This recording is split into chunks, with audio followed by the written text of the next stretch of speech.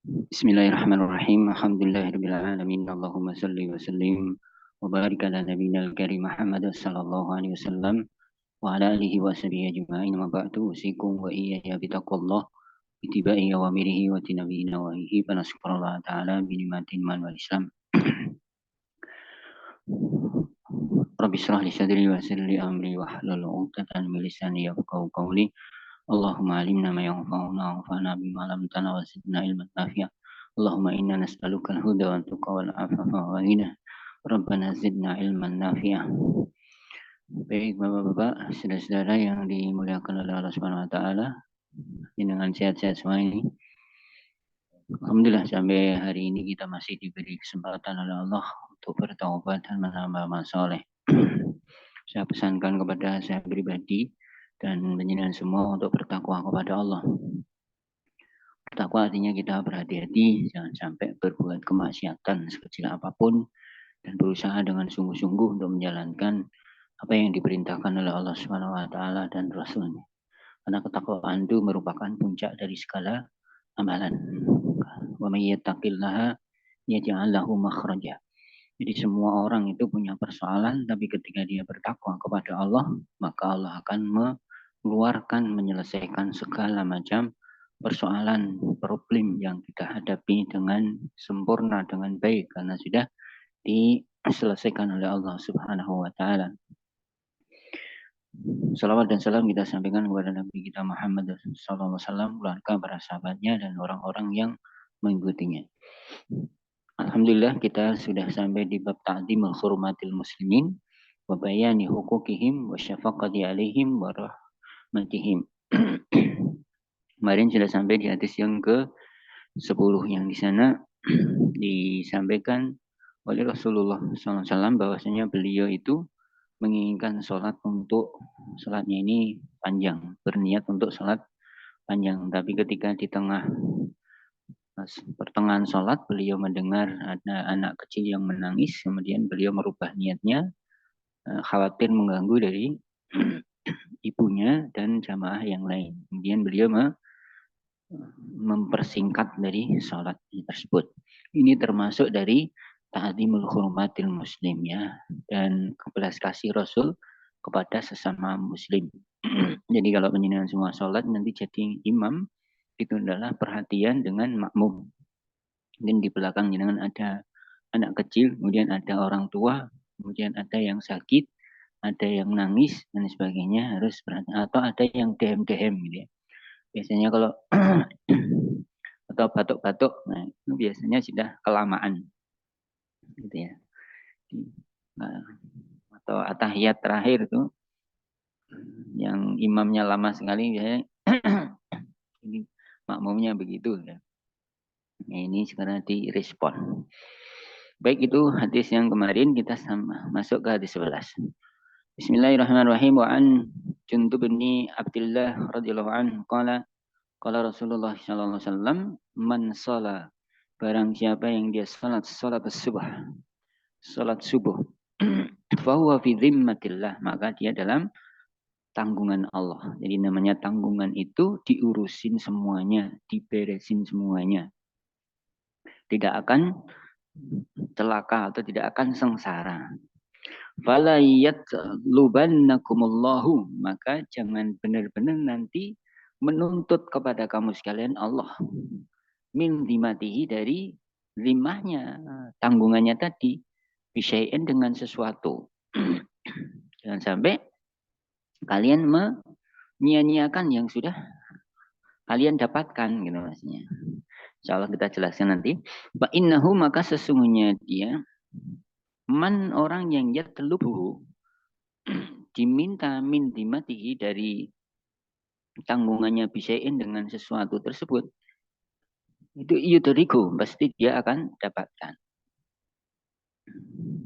Summa, kemudian yakubuhu, dilemparkan ala wajhi, atas wajahnya, binari jahannam, ke neraka jahanam. Rawahu Muslim, diriwayatkan Imam Muslim. Kaum muslimin yang dirahmati oleh Allah Subhanahu wa taala. Jadi hadis ini berkenaan dengan orang yang sholat sholat subuh ya.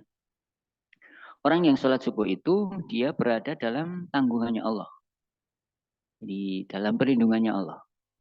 Semua kebutuhannya orang yang sholat subuh itu dicukupi oleh Allah Subhanahu Wa Taala. Maka sesudah orang sholat subuh itu didoakan oleh Rasulullah, ya, yaitu barokah li ummati fi bukuriha, supaya Allahumma barik li ummati fi bukuriha. Ya Allah, berilah keberkahan kepada umatku, orang yang di pagi hari tidak tidur gitu ya. Jadi doanya Rasul itu sampai kepada orang yang habis subuh tidak tidur. Kalau habis subuh biasanya kan kita tidur. Nah ini orang yang tidak tidur habis subuh itu akan dapat doa dari Rasulullah.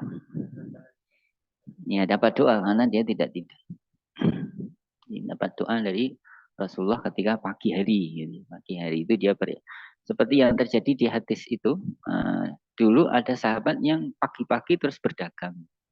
Tidak pagi-pagi tidur. Maka dagangannya menjadi laris dan barokah. Nah, hadis ini adalah orang yang sholat subuh itu berada dalam tanggungan Allah. Nah, maksudnya adalah orang sholat subuh tidak akan masuk ke dalam neraka. Gitu. Kenapa? Ya karena dulu di zaman dulu orang-orang yang Muslim dengan orang-orang yang munafik itu kelihatan sekali. Sehingga ketika orang sholat subuh itu sudah mukmin gitu. Nah, orang tidak sholat subuh itu sudah munafik.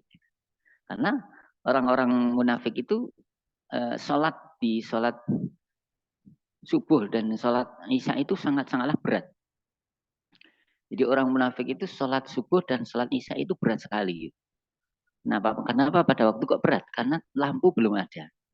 Sehingga gelap. Karena sholatnya orang munafik ini adalah sholat pengen dilihat orang, maka yang dia lakukan adalah sholat duhur, asar, maghrib.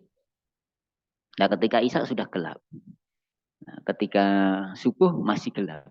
Sehingga yang datang ke masjid tidak kelihatan. Ini siapa-siapa. Nah, orang munafik tidak sholat subuh dan tidak sholat isya. Nah, maka orang yang bisa sholat subuh pada waktu itu ya dalam timahnya Allah. Nah sekarang bagaimana? Kalau sekarang kondisi kita itu malamnya kayak seperti siangnya. Siangnya tambah terang gitu.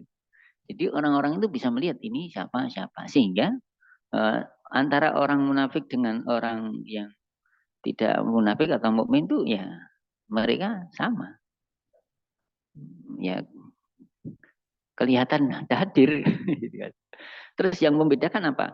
Yang membedakan adalah ini. Fala yatlubannakumullahu min dimatihi bisyai'i. Jadi jangan sampai nanti Allah SWT menuntut kepada kalian kok kalian tidak mau menjalankan sholat-sholat yang lain. Sholat subuh ditinggalkan, sholat asar ditinggalkan, sholat isya ditinggalkan. Nah, maka nanti akan dituntut oleh Allah. Sudah dikasih pelindungan kok malah dilepaskan. Jadi orang yang sudah dapat zimahnya Allah itu adalah orang-orang yang sudah baik. Mau menjalankan sholat-sholat yang 5 waktu itu. Nah ini kok melepas, tidak mau meninggalkan, dan nanti dituntut oleh Allah SWT. Kenapa kamu seperti itu? Ya. Ya. Kok meninggalkan sholat subuh. Itu bahkan ada satu hadis itu, orang yang bisa sholat subuh dan sholat isya berjamaah itu seperti orang yang sholat semalam suntuk.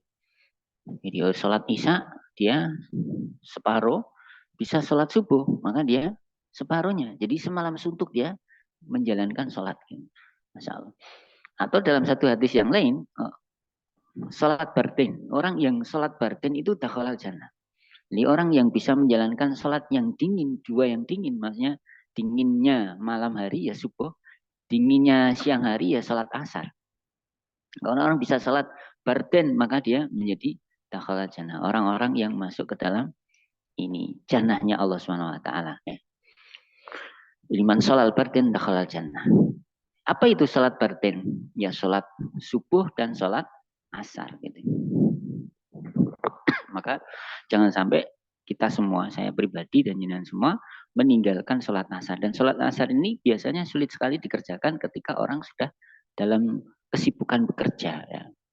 Jadi misalnya seorang petani gitu, panen di sore hari, ya, dimulai siang hari, sore itu belum selesai-selesai, maka asarnya jadi tertinggal. Ini berbahaya bagi kita semua ya. Maka diingatkan kepada orang-orang yang banyak pekerjaan, kesibukan di pagi hari atau sore hari itu untuk sholat subuh dan sholat asar gitu ya. Karena memang ini pekerjaan yang berat bagi seorang yang beriman adalah sholat gitu ya. Sholat ini adalah pekerjaan yang berat gitu. Kecuali orang-orang yang mereka memang dibelas kasihani oleh Allah Subhanahu wa Ta'ala.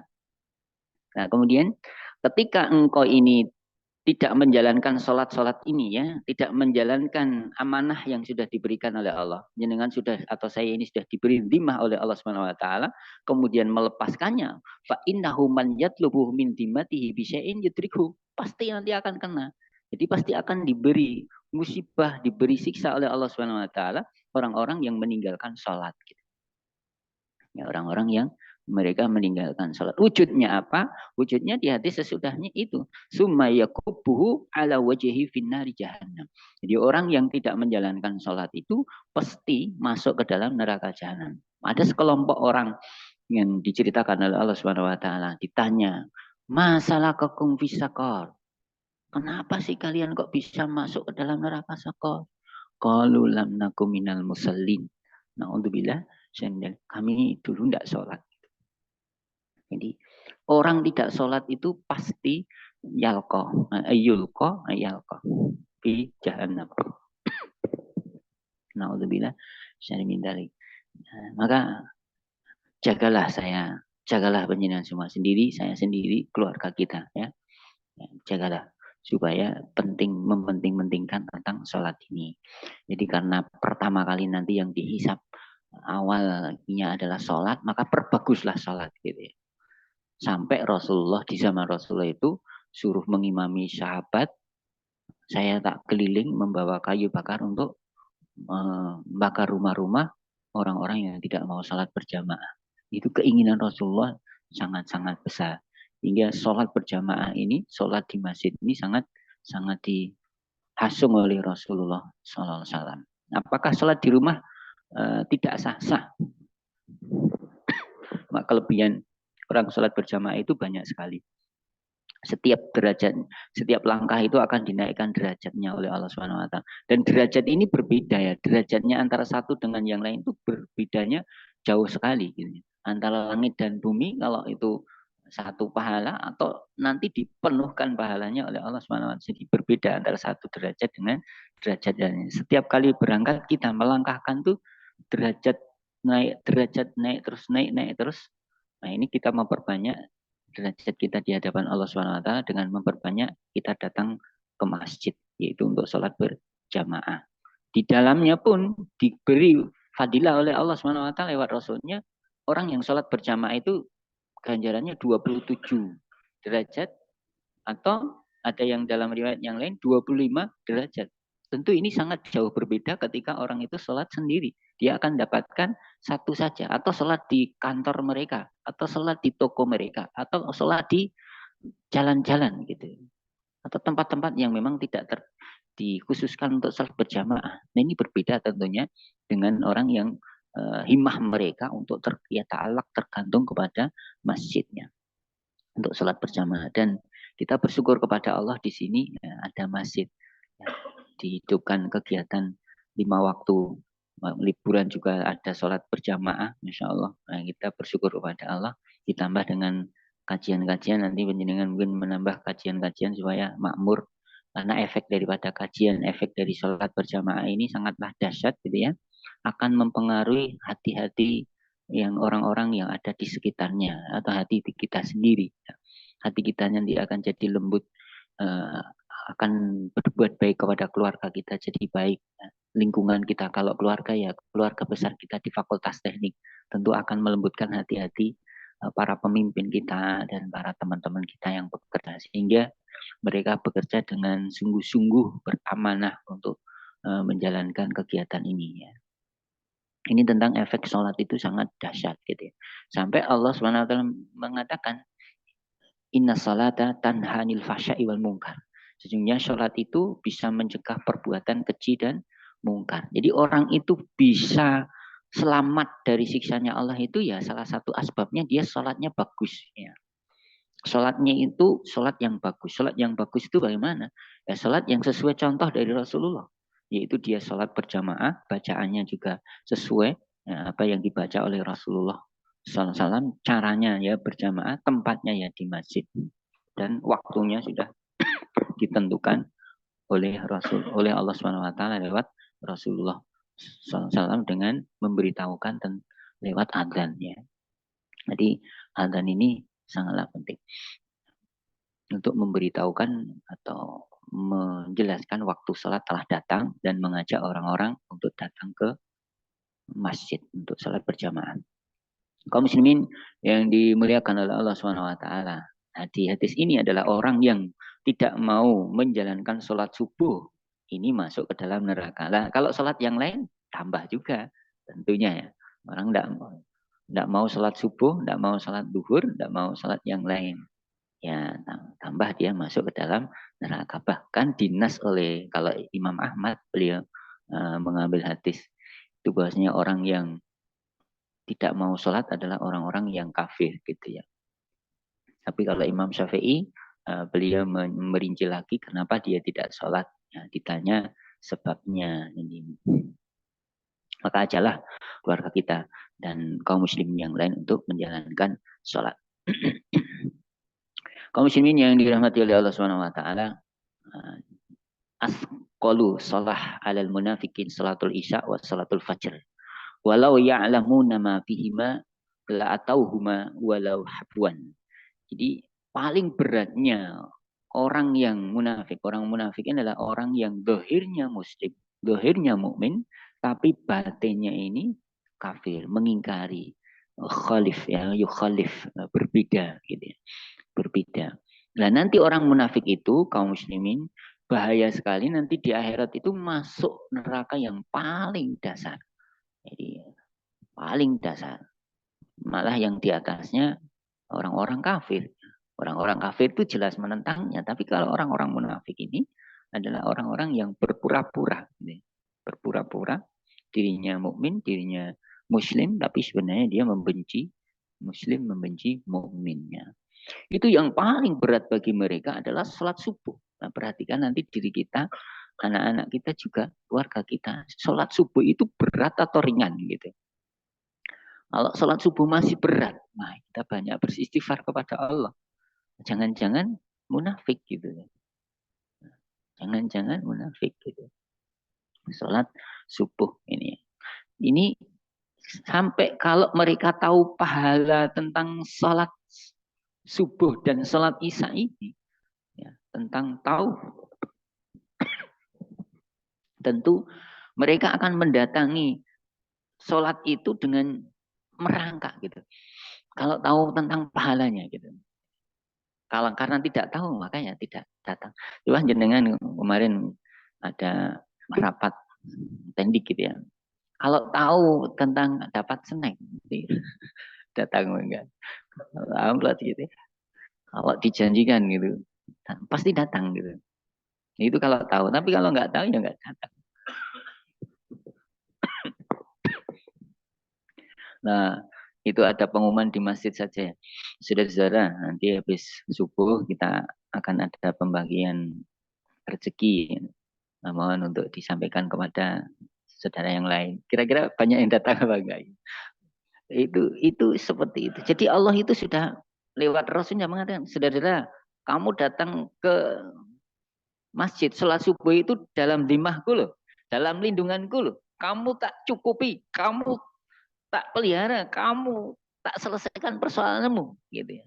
Itu orang yang sholat subuh itu dalam pengawasan Allah, dalam lindungan Allah, dalam belas kasih Allah Subhanahu wa taala. Itu orang yang sholat subuh. Lewat Rasulnya sudah mengatakan, fahuwa fi zimatillah gitu lah. Orang yang bisa sholat subuh itu dalam zimatillah gitu. Itu yang paling berat bagi orang munafik. Kenapa? Karena mereka tidak tahu pahala ini. Gitu.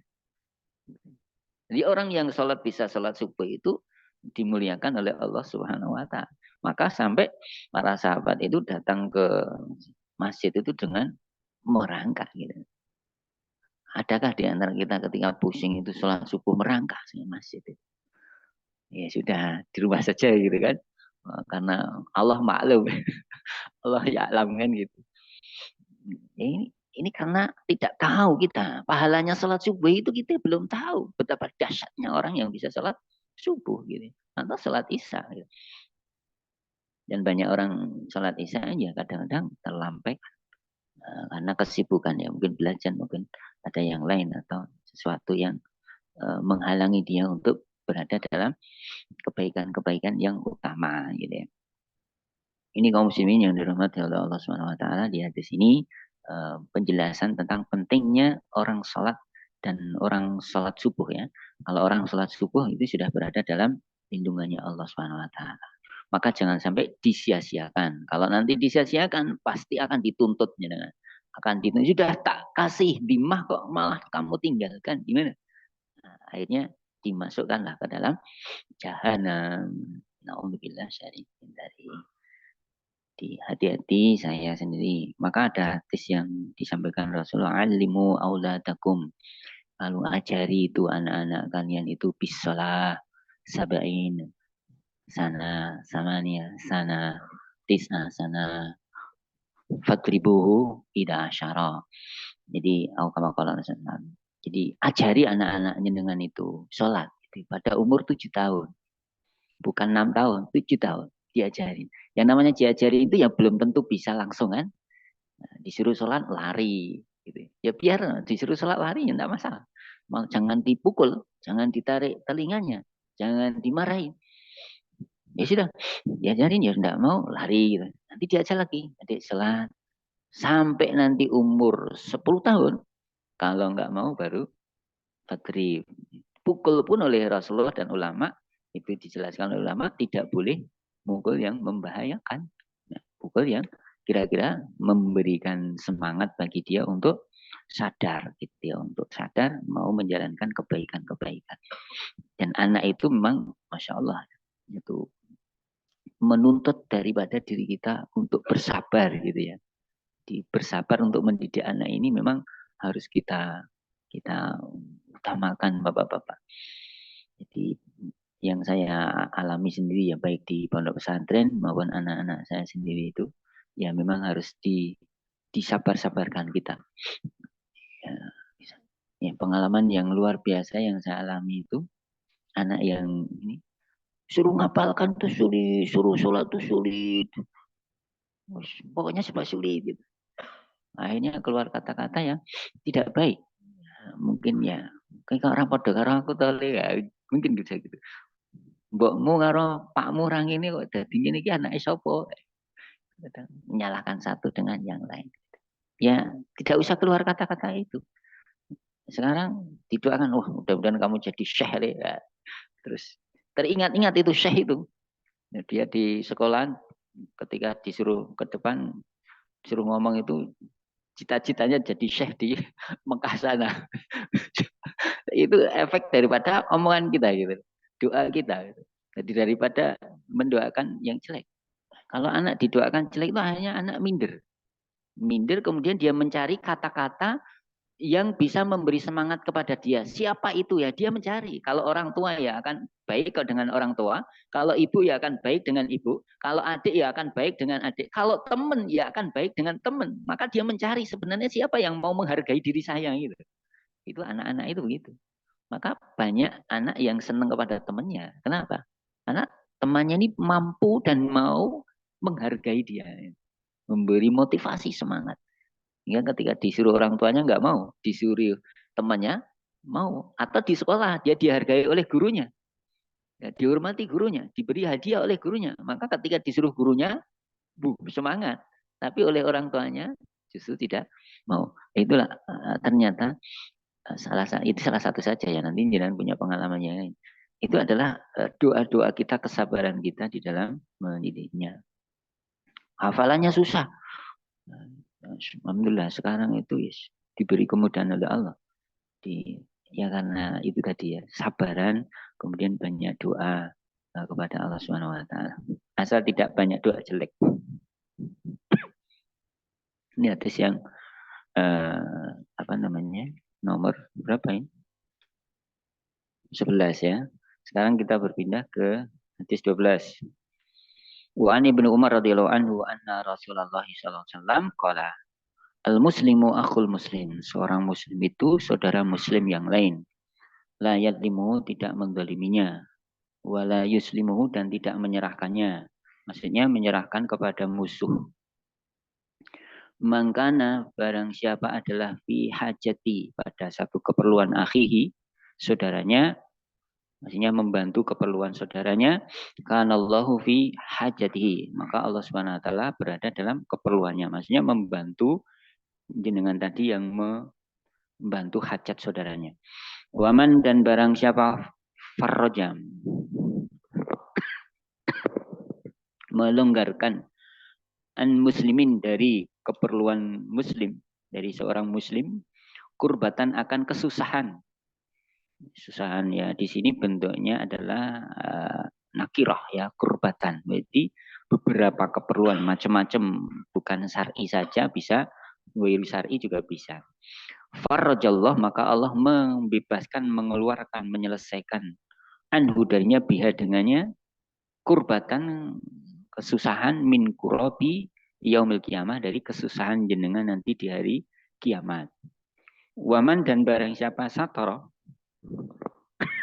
menutupi di sini adalah menutupi aib-aibnya. Musliman, muslim yang lain. Dengan bisa menutupi muslim yang lain, atau orang bisa menutupi muslim yang lain. Satarallahu, Allah akan menutupinya yaumal kiamah, di hari kiamat. Ini kenikmatan yang diberikan oleh Allah Subhanahu wa taala kepada kita ya, bahwasanya kita diberi saudara. Ketika saudara muslim, kita berbuat kepada saudara muslim ini, akan faedahnya sangat banyak. Cobalah kita agak ke depan ya. Ke depan atau belakang ya. Dulu ada kisah seorang pelacur ya, seorang pelacur.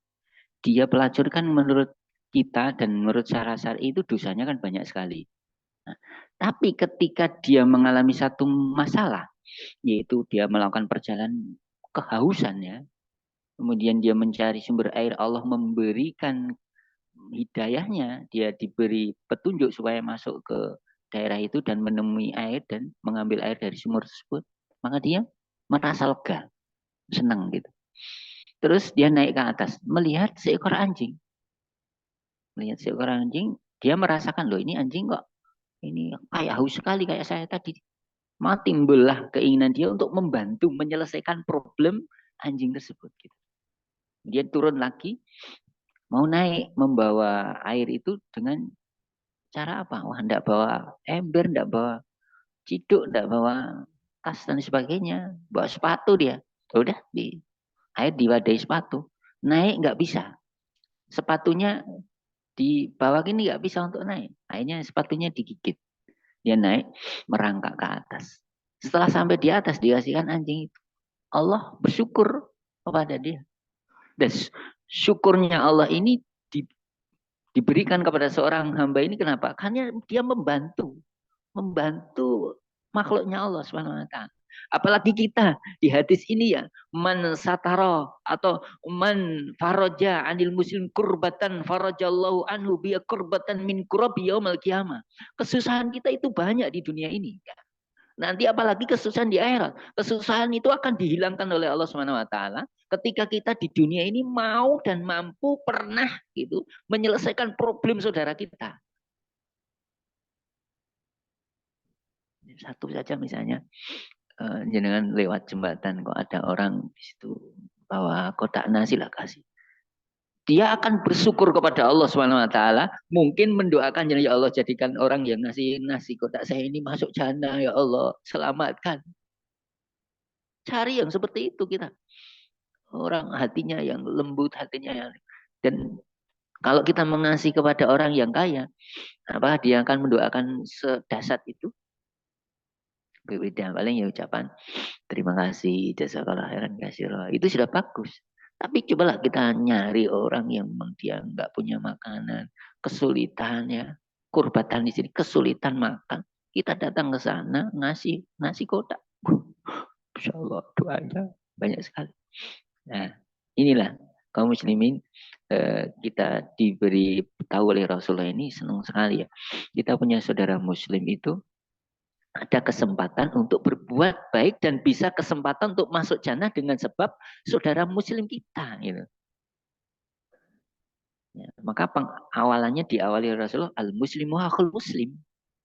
Saudara muslim itu saudara muslim yang lain. Jangan mendolimi, jangan menyerahkan kepada musuh. Kemudian dilanjutkan, ketika jenengan itu ada keperluannya, ya, jenengan punya sesuatu problem dan sebagainya, sebenarnya jenengan itu akan diselesaikan problemnya oleh Allah Subhanahu wa taala ketika kita mau membantu saudara muslim yang lain gitu.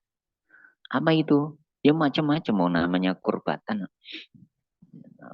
mendidiknya, ngajarin, atau minjamin uang, atau ngasih modal, atau memberi motivasi, atau memberikan informasi. Banyak sekali itu informasi yang harus kita sampaikan ke saudara-saudara muslim kita ketika kita mau berniat untuk selamat nanti di akhirat, ya akan diselesaikan problem kita. Problem kita utama di akhirat apa? Supaya kita bisa masuk jannah. Nah, itu akan diselesaikan oleh Allah Subhanahu wa taala. Mungkin salah satu sebabnya adalah jenengan itu membantu seseorang yang orang tersebut itu sangat bersyukur gitu.